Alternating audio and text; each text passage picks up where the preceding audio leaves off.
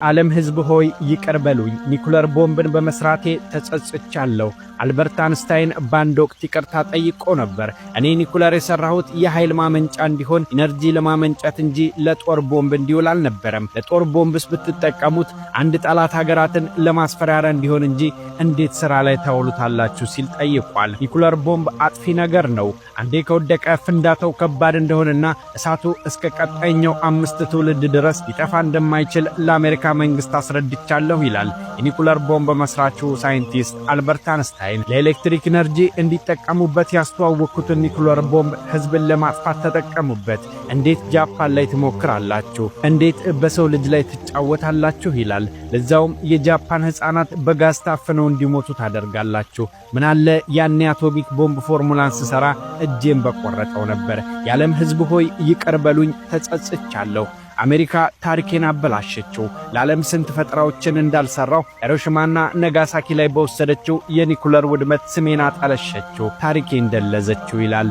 የአሜሪካ ወታደር ማሰቢያ አእምሮ ምንም አይሰራለት፣ ቆሞ የሚሄድበት የጀርባ አጥንት ብቻ ካለው በቂ ነው ሲል ዘልፏቸዋል አንስታይን። እንዴት አንድ ወታደር አድርግ ስለተባለ ብቻ የተሰጠውን ተልእኮ ተቀብሎ ሳያገናዘብ ይወስናል? ይሄ የአሜሪካ ወታደር የጀርባ አጥንት እንጂ ማሰቢያ አእምሮ እንደማያስፈልጋቸው ማሳያ ነው ብሏል። ወታደሮቹ ግን ለአንስታይን እንዲህ ብለው መልሰውለታል። እኛ የምናበረው የጦር ጆት ውስጥ ኒኩለር ቦምብ መጫኑን አናውቅም። የተነገረን እንደሌላው ጊዜ ኖርማል የጦር ቦምብ የጫንን ነው የመሰለን። የተሰጠንም ተልእኮ እንደዛ የሚል ነው። ልክ ቦምቡን ወርውረን ስንመለስ ያየነው ፍንዳታ ድምጽና ጭሱ ከተማዋን ሙሉ ሲሸፍናት ተደናግጠናል። አይተነው የማናውቀው ፍንዳታ ነው የሆነብን። ተልእኳችንን ጨርሰን ስንመለስ ነው ኒኩለር ቦምብ መሆኑን ያወቅነው። እኛም ተጸጽተናል አንስታይን ሲሉ መልሰውለታል። ኒኩለር ቦምብ ዛሬ ላይ የሚፈራው ለዚህ ነው። አንዴ ከተጠቀምነው አንድን ሀገር ሙሉ በሙሉ ያውድማታል። ያኔ ጃፓን ላይ የወደቁት ቦምቦች ጥቂት ኒኩለር የተሞላባቸው ነበሩ።